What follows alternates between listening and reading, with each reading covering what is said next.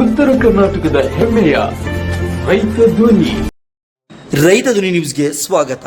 ಸಹಕಾರ ಕ್ಷೇತ್ರದಲ್ಲಿ ಕ್ರಾಂತಿ ಮಾಡಿದ ಶಿಗ್ಗಾಂವ್ ಅರ್ಬನ್ ಕೋಆಪರೇಟಿವ್ಸ್ ಬ್ಯಾಂಕ್ನ 25ನೇ ವರ್ಷದ ರಜತ್ ಮಹೋತ್ಸವ ಕಾರ್ಯಕ್ರಮವು ಶಿಗ್ಗಾಂವಿ ತಾಲೂಕಿನ ಸಿದ್ಧಾರ್ಥಗೌಡ್ ಕಲ್ಯಾಣ ಮಂಟಪದಲ್ಲಿ ಜರುಗಿತು. ಕಾರ್ಯಕ್ರಮದ ದಿವ್ಯ ಸಾನ್ನಿಧ್ಯವನ್ನ ಕೊಲ್ಲಾಪುರದ ಕಣ್ಣೇರಿ ಮಠದ ಪೂಜ್ಯ ಶ್ರೀ ಅದೃಶ್ಯ ಕಾಡಸಿದ್ದೇಶ್ವರ ಮಹಾಸ್ವಾಮಿಗಳು ಸಾನ್ನಿಧ್ಯವನ್ನು ವಹಿಸಿ ಮಾತನಾಡಿ, ಕೋಆಪರೇಟಿವ್ ಸೊಸೈಟಿಯಿಂದ ಸಹಕಾರ ಕ್ಷೇತ್ರದಲ್ಲಿ ಕ್ರಾಂತಿಯಾಗಿದೆ. ಆರ್ಥಿಕ ಸಾಮಾಜಿಕ ಬೆಳವಣಿಗೆಗೆ ಕೋಆಪರೇಟಿವ್ ಸೊಸೈಟಿಗಳು ಸಹಕಾರ ಎಂದು ಹೇಳಿದರು. ಈ ಕಾರ್ಯಕ್ರಮಕ್ಕೆ ತಮ್ಮ ಉಪಸ್ಥಿತಿಯನ್ನು ನೀಡಿ ಕಾರ್ಯಕ್ರಮದ ಹಿರಿಮೆಯನ್ನ ಗೌರವವನ್ನು ಹೆಚ್ಚಿಸಿದಂತ ಮಾಜಿ ಸಂಸದರು ಆದಂಥ ಕುನ್ನೂರವರು, ಈ ಸಂಸ್ಥೆಯ ಅಧ್ಯಕ್ಷರು ಮತ್ತು ಅವರ ಕಾರ್ಯಕಾರಿ ಮಂಡಳಿ, ಮಾಜಿ ಅಧ್ಯಕ್ಷರು, ಮಾಜಿ ನಿರ್ದೇಶಕರು ಎಲ್ಲರೂ ಇಲ್ಲಿ ಉಪಸ್ಥಿತರಿದ್ದಾರೆ. ಇದು ಅಲ್ಲದೆ ಶಿಗ್ಗಾಂವಿ ಶಹರದ ಬೇರೆ ಬೇರೆ ಕ್ಷೇತ್ರದ ಹಿರಿಯರು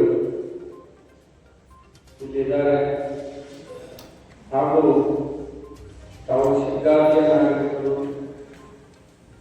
ಹಾಗೂ ಸುತ್ತಮುತ್ತಲಿನ ಗ್ರಾಮಗಳಿಂದ ಬಂದಂಥ ರೈತ ಬಾಂಧವರು ಮತ್ತು ಮಾತೆಯರು ಎಲ್ಲರಿಗೂ ಅನಂತ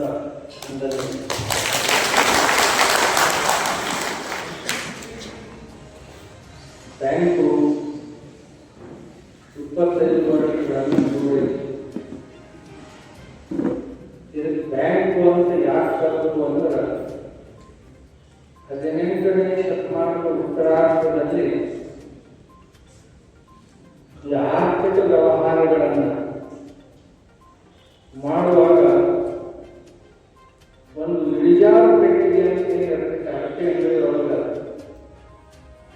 ಆ ಪೆಟ್ಟಿಗೆಗೆ ಬ್ಯಾಂಕೋ ಅಂತ ಕರೀತಾರೆ ಯುರೋಪಿಯನ್ ಭಾಷೆಯೊಳಗೆ.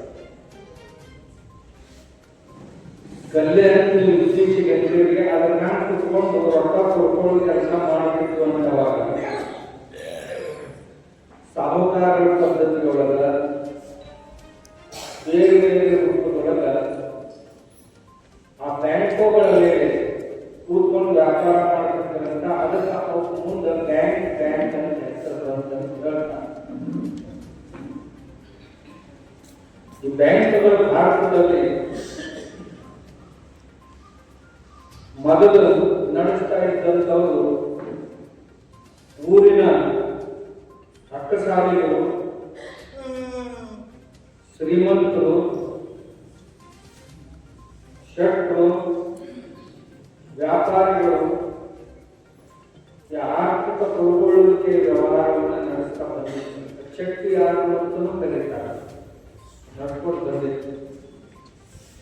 ಬ್ರಿಟಿಷ್ ಸರ್ಕಾರ ಇದಕ್ಕೊಂದು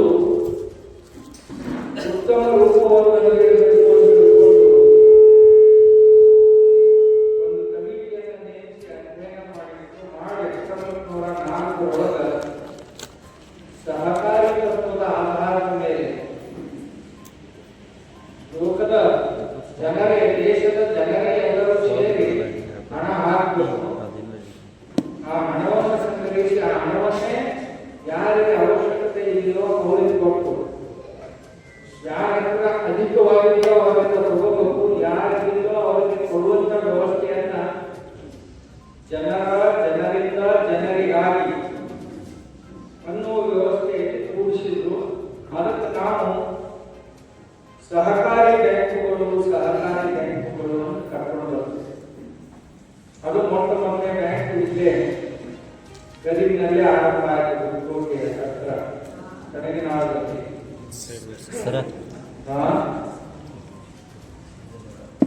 ಸಿದ್ದನಗೌಡರು, ದೊಡ್ಡರಾಮನಗೌಡರು, ಪಾಟೀಲ್ ಅನ್ನುವಂಥ ಆ ಕಾಲದ ವ್ಯಕ್ತಿಗಳು ಆರಂಭ ಮಾಡಿದ್ರು. ದೇಶದಲ್ಲಿ ಮೊಟ್ಟ ಮೊದಲನೇ ಬ್ಯಾಂಕ್. ಎರಡನೇ ಬ್ಯಾಂಕು ಕೊಯಮತ್ತೂರಿನಲ್ಲಿ ಆರಂಭ ಆಯಿತು. ಆ ನಂತರ ದೇಶದ ವಿವಿಧ ಮೂಲೆಗಳಲ್ಲಿ ಆರಂಭ ಆದವು. ಒಂದು ಖಾಸಗಿ ಬ್ಯಾಂಕುಗಳು, ಎರಡನೆಯ ರಂಗ ಉದಯ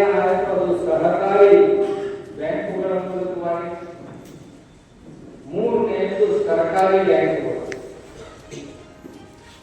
ಇನ್ನು 4 ಕಂಪನಿಗಳ ಮೂಲಕವಾಗಿ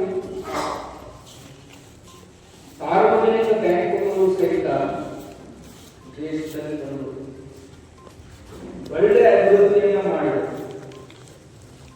ಸಹಕಾರಿ ಕ್ಷೇತ್ರಕ್ಕೆ ಬಹಳ ವಿಶ್ವಾಸಾರ್ಹತೆಯಿಂದ ಈ ಬ್ಯಾಂಕುಗಳ ಕೆಲಸ ಮಾಡ್ತಾ ಬಂತು.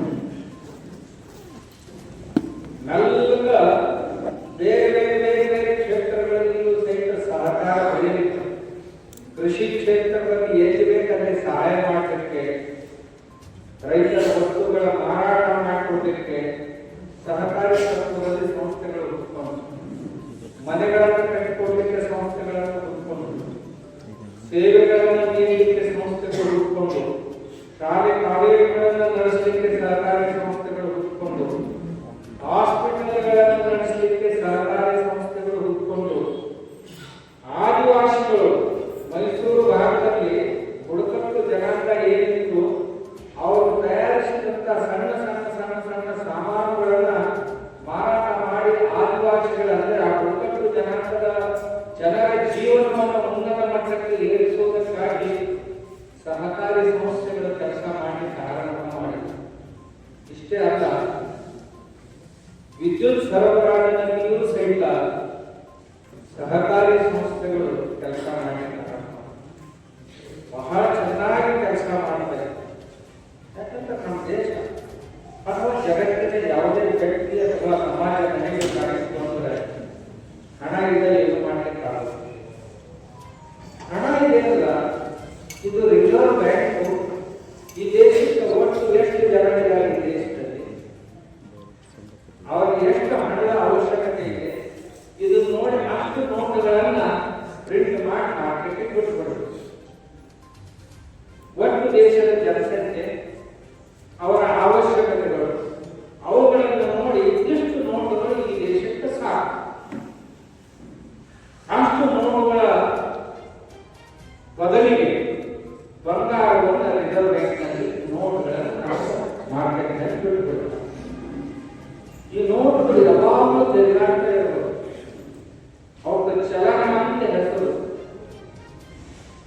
ಚಲನ ಅಂತ ಹೆಸರು. ಇವು ಚಲಿಸ್ತಾನೆ ಇರಬೇಕು, ಎಲ್ಲಿ ನಿಲ್ಲಬಾರದು. ನೋಟುಗಳು ಯಾರ ನಿಂತು ಅಂದ್ರೆ ಮಾತ ಮಾಡುವುದು ತಿಳ್ಕೊ.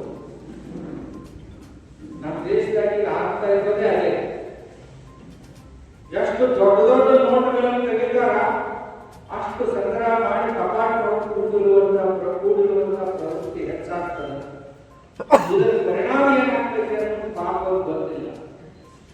ತಾವು ಶ್ರೀಮಂತರಾಗಲಿಕ್ಕೆ ಹಬ್ಬಿಸ್ತಾರ.